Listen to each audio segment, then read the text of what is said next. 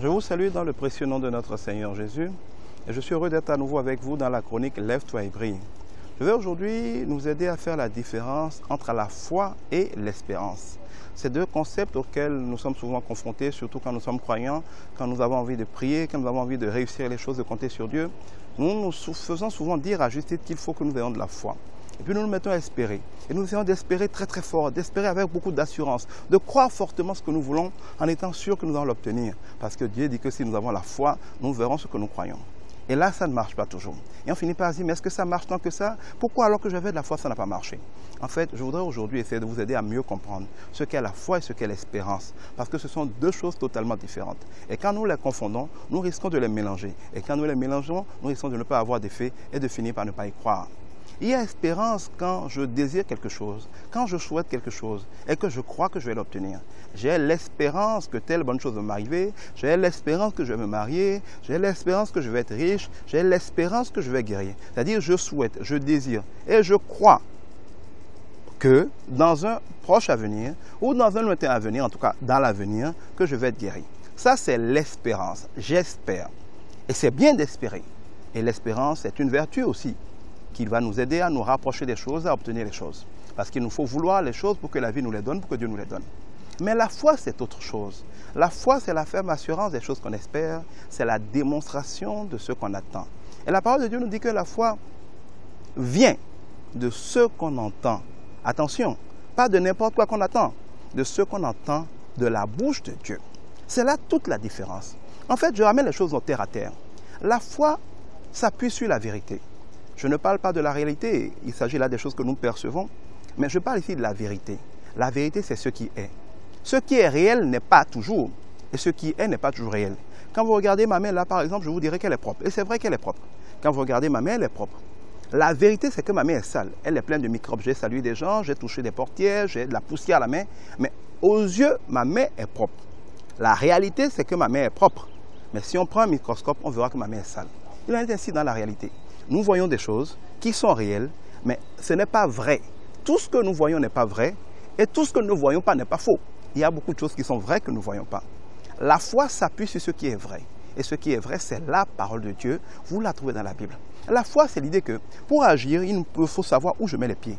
Si je dois marcher, si je dois aller faire quelque chose, si je dois accomplir mes activités quotidiennes, c'est parce que j'ai des yeux pour voir, j'ai des oreilles pour entendre et j'ai différents sens que Dieu m'a donné pour que mon corps physique puisse apprécier l'environnement dans lequel je suis. Je dois donc pouvoir marcher pour aller d'un point A à un point B en évitant les trous, en évitant les bouses de vache, en évitant les pièges. Je dois, en sachant ce que j'ai pu observer par mes 5 sens, comment je dois me comporter pour atteindre mes objectifs. Ça, c'est ce que je fais dans la réalité.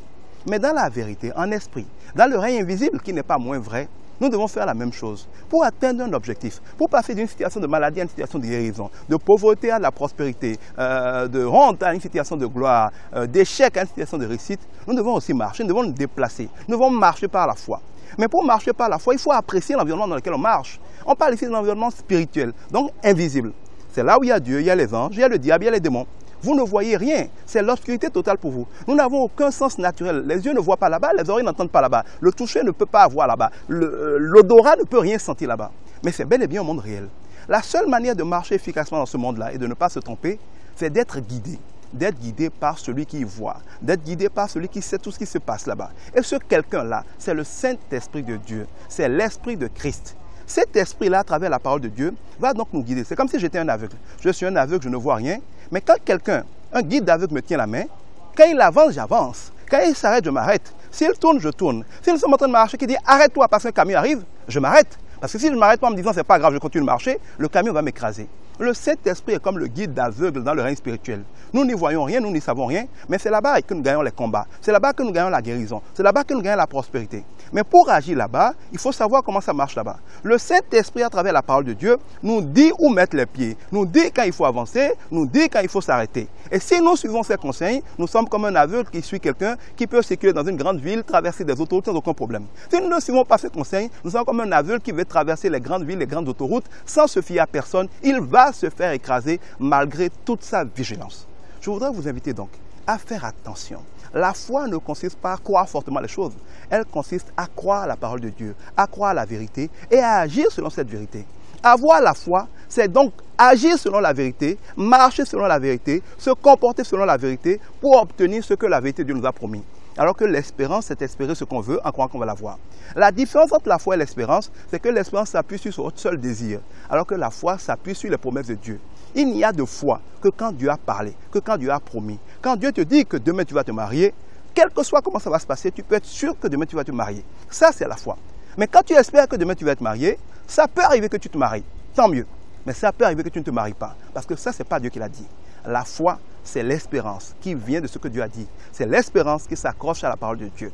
S'il n'y a pas de parole de Dieu, s'il n'y a pas de promesse certaine de Dieu, il ne faut pas prendre la Bible, l'ouvrir au hasard, voir une partie où on parle de quelque chose, dire ça c'est pour moi. Non. Il faut s'assurer que c'est une parole qui s'adresse à toi à ce moment précis, que c'est un réma pour toi. Tu dois avoir la conviction du Saint-Esprit qu'à cet instant précis, Dieu peut te le donner par la lecture de la Bible, peut te le donner par une révélation, par un rêve, par un prophète qui te parle, peut te le donner par une conviction du Saint-Esprit. Et généralement, quand Dieu veut nous donner une conviction, il va utiliser au moins 2 ou 3 sources différentes qui vont converger ensemble sans se concerter. Quand tu as l'assurance que c'est Dieu qui t'a promis quelque chose, tu peux aller dormir, tu peux le croire fortement. Tu es sûr que cette chose va s'accomplir. Mais ce que tu espères ne va pas forcément s'accomplir. Je terminerai en disant que, au-delà de cette assurance de ce que Dieu a dit, la foi, c'est aussi la démonstration de ce que Dieu a dit. Je prends l'exemple d'un chèque. Tu me demandes de l'argent. Au lieu de te donner 1 million, par exemple, en espèces, je te remets un chèque de 1 million. Si tu n'as pas de foi en moi, tu diras, Guy Libi me blague. Un papier, je lui ai demandé 10 000 francs en espèces, il me donne 1 million en chèque. C'est parce qu'il ne veut pas me donner de l'argent. Tu jettes le chèque, tu oublies ça. Tu n'as pas de foi. Mais si tu as de la foi, quitte à marcher longtemps, tu vas te déplacer, tu vas aller à une banque. Je t'ai dit que c'est la BOA par exemple. Tu vas y aller entre 8h et 17h. Si tu vas à 6h du matin parce que tu es trop pressé, tu n'auras pas d'argent, la banque est fermée. Si tu vas à 20h en retard, tu n'auras pas d'argent, la banque est fermée. Si tu vas là-bas sans ta carte d'identité, tu n'auras pas d'argent parce que tu n'as pas d'identité. Par exemple, si tu n'es pas né nouveau et tu pries au nom de Jésus, personne ne va te répondre parce que tu n'es pas connu dans le livre de la vie. Avoir la foi, c'est non seulement croire que le chèque vaut 1 million, mais c'est obéir à mes instructions sur les horaires, sur la carte d'identité. Faire ce qu'il faut faire pour aller se présenter au guichet et toucher ton argent. La foi, c'est de croire à la parole de Dieu et de la croire tellement qu'on va suivre les instructions de la parole de Dieu pour aller toucher les bénédictions. Mais beaucoup de gens disent qu'ils ont la foi, mais ils ne croient pas vraiment parce que s'ils croyaient, ils démontreraient. Si Dieu te dit que quand tu ne pardonnes pas, il ne peut pas te pardonner. Et s'il ne te pardonne pas, il ne peut pas te bénir. Avoir la foi, quand tu veux être béni, c'est te presser de pardonner tout le monde. Parce que si tu ne pardonnes pas tout le monde, même si Dieu veut te bénir, tu ne peux pas être béni.